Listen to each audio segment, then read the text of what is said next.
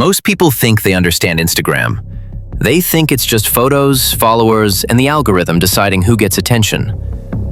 But there's a hidden layer, a side of Instagram most users never see, and almost no one talks about. Today, I'm opening that door, and for reasons that will become very clear later in this video, I'm choosing to stay anonymous. Not because I'm trying to be mysterious, but because talking about some of these things publicly can attract the wrong kind of attention, from people and from Meta itself. So let's get straight into it. Over the last few years, Instagram hasn't just been a social network. It became an ecosystem of loopholes, exploits, underground markets, and silent manipulations that shaped millions of accounts without anyone realizing. Behind every error message, every account disabled, every unusual activity detected, there's a system making decisions, and that system is far from perfect. In fact, it's broken in ways that are almost unbelievable. And the craziest part? Most of these flaws were discovered, exploited, and controlled, not by hackers, but by regular teenagers, small groups, and underground communities who learned how to manipulate Instagram's own rules against itself. When you use Instagram, you're interacting with a machine that automatically bans, approves, verifies, punishes, and protects accounts based on patterns, signals, and shortcuts built to handle billions of users. But automation has a weakness. It can be fooled. And once people understood how to fool it, a parallel world was born. A world where ordinary users got banned without doing anything. Fake evidence was enough to destroy an account. Stolen verified accounts were used to eliminate competitors. Bots could block your appeal forms. 2FA protections weren't always protections, and some accounts could disappear permanently in less than 2 minutes. This isn't exaggeration. This isn't storytelling. This is how the system actually worked. And here's the part almost nobody understands. Instagram's moderation is not controlled. It's not consistent, and it's not secure. It's outsourced. It's automated. It's fragmented across countries, contractors, low-paid reviewers, and machine learning models that get things wrong more often than anyone admits. Which means, if you know how the system thinks, you can control it. And that's exactly what people did. Some people built entire methods to force Instagram to ban accounts instantly. Others unlocked ways to fake identity documents, bypass security features, and manipulate the verified status. There were even cases, which I'll detail in the next videos, where entire groups were able to take down accounts belonging to celebrities, influencers, and even Meta employees. Yes, employees. Instagram's own systems turned against themselves. What I'm sharing in this series isn't speculation, and it's not recycled content you see on tech channels. This is the part of Instagram people don't talk about, because they don't know about it, because they were never inside those circles, or simply because they're afraid to say it publicly. But I'm not here to expose individuals. I'm here to expose the system, the flaws, the loopholes, the vulnerabilities, and the methods that shaped an entire underground economy right under Meta's nose. And in the next video, I'll take you inside the core of the machine, Instagram's moderation system, how it works, why it fails, and how people learned to break it. Once you understand that, everything else will make sense. Before anything else, I want to make something crystal clear. Instagram is not designed to protect you. It's designed to protect itself. And when a system focuses on protecting itself first, it leaves openings everywhere else. Openings that people found, exploited, and turned into an industry. Some of these methods have been hidden for years. Others were used so widely that entire communities formed around them. Yet nobody outside those circles ever knew. Today, I'm going to expose the first layer of this underground world. The layer I call the war for control. Because once you understand Instagram's weaknesses, you realize something shocking. On Instagram, power doesn't belong to the biggest accounts. It belongs to the people who know how the system works. And trust me, the system has been broken for a very long time. Let me give you the first example.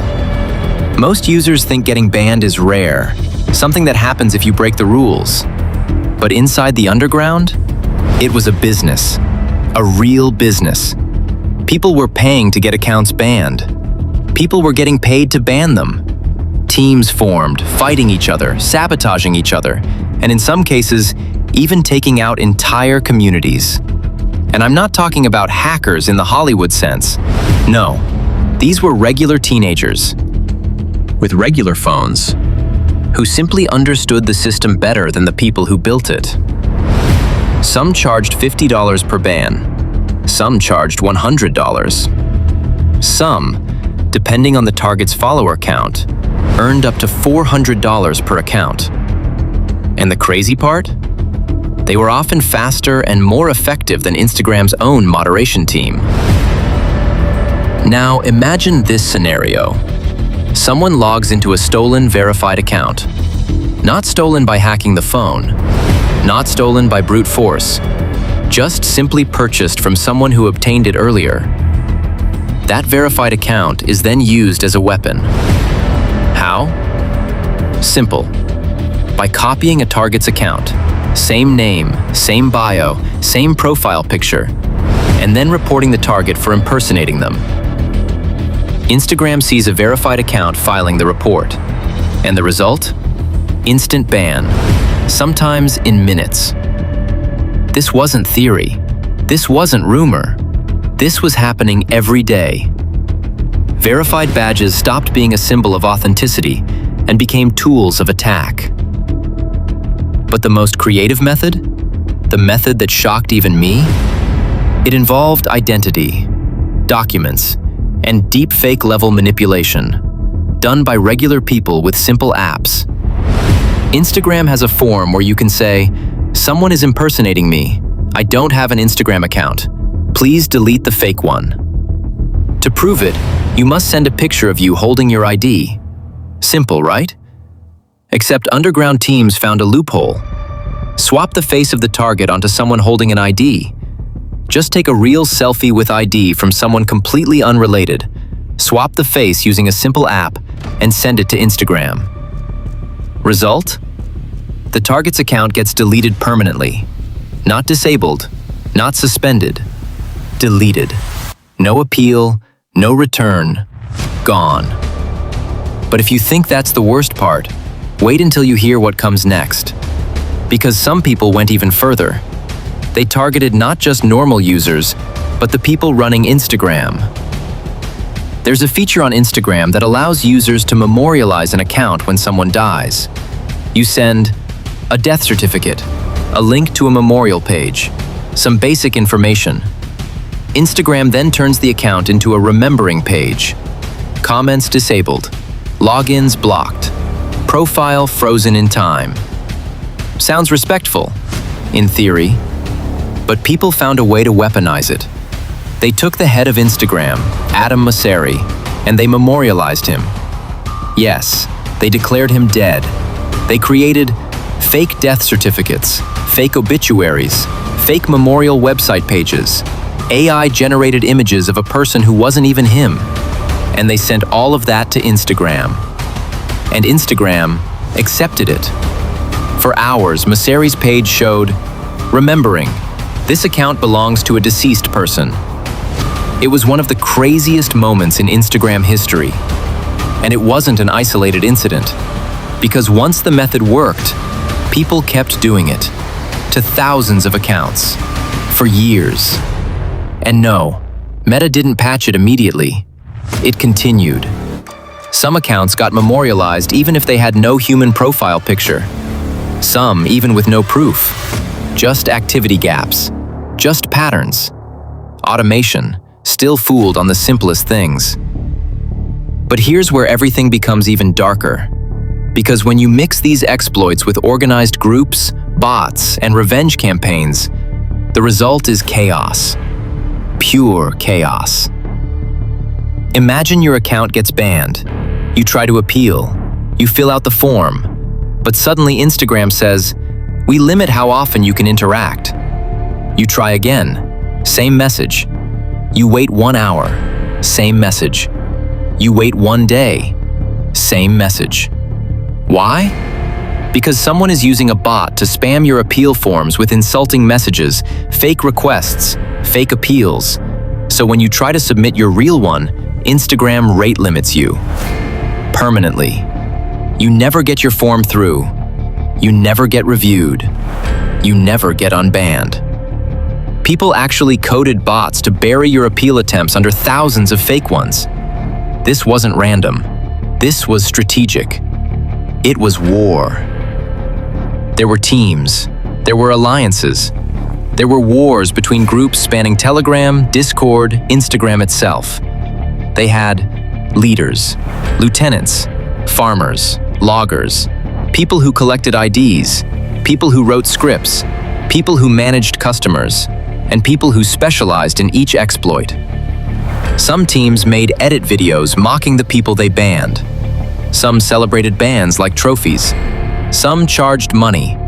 Some did it for revenge. It wasn't a playground. It was an economy, a battlefield, a full ecosystem. And it existed right under Meta's nose. And this is only the surface. Because in the next parts of this series, I'm going to dive deeper into things that even many exploiters never knew about. How Instagram's moderation really works internally. Why small inputs can trigger massive automated punishments. How employees got involved, willingly or not. How the black market around usernames grew. How high-ranking insiders abused their power. And how all of this shaped the platform you use every day. But before we go there, we need to end video 1 properly.